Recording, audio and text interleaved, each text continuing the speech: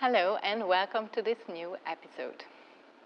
Let's talk about something that many yoga teachers tiptoe around, but that so many students experience. Triggers in a yoga class.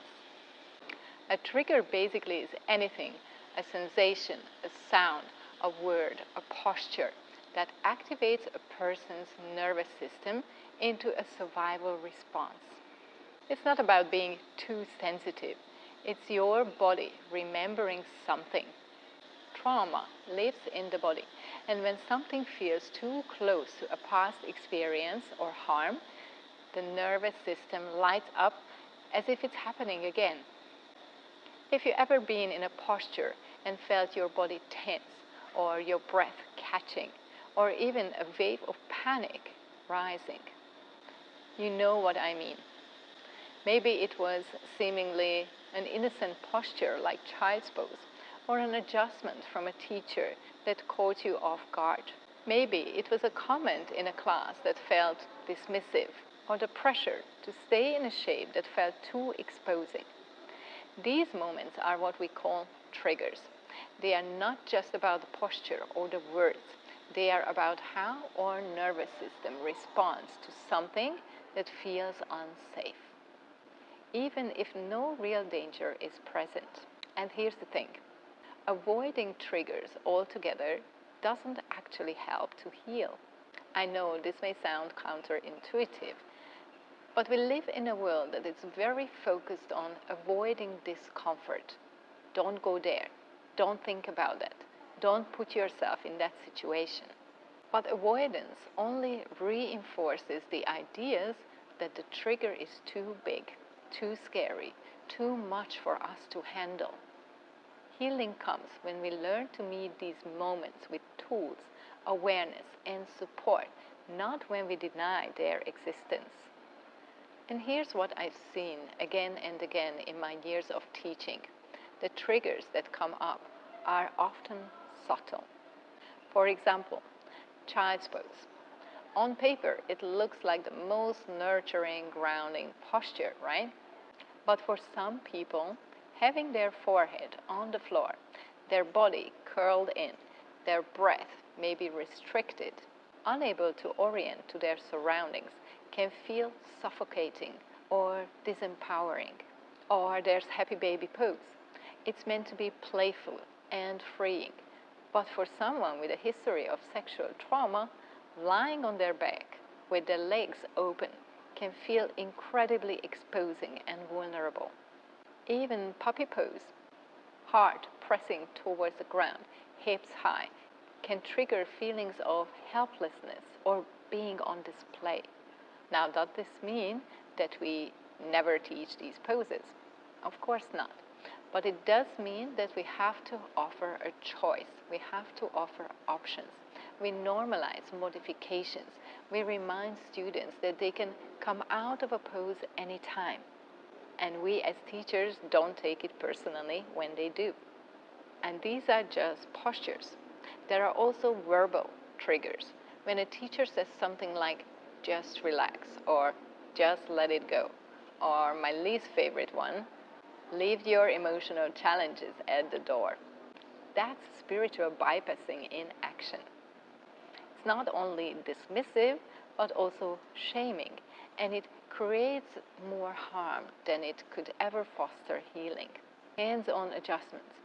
Touch can be beautiful and supportive, but with someone with a trauma history, unexpected or uninvited touch can feel threatening. There's silence and stillness. For many, being left alone in stillness can feel unsafe because when they were younger, stillness was not safe for them. Certain breathing practices, holding the breath or being instructed to breathe in a certain way, can bring up physical and emotional discomfort for some students. So what do we do instead? First, we acknowledge that triggers are real. They are not made up. They are not overreaction. They are the body's way of signaling that something feels unsafe. Second, we recognize that creating a safe space in yoga is not about avoiding every possible trigger. That would be actually impossible. Instead, it's about creating an environment where triggers can be met with compassion, choice, and agency. As teachers, this means offering clear invitations rather than instructions.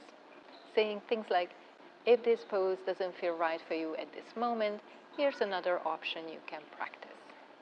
It means teaching variations that honor different needs without making anyone feel like they are not doing it right. It also means not assuming safety just because we are in a yoga class setting. Safety is something students feel in their own bodies, and it can shift from moment to moment. Why this matters so much for teachers and practitioners. If you are a yoga teacher, this is about your responsibility to the people who step into your class. Your words, your choices, your presence all matter. You have the power to create a space that is deeply supportive or unintentionally re-traumatizing. And if you are a practitioner, this is about recognizing that your responses in a class are valid.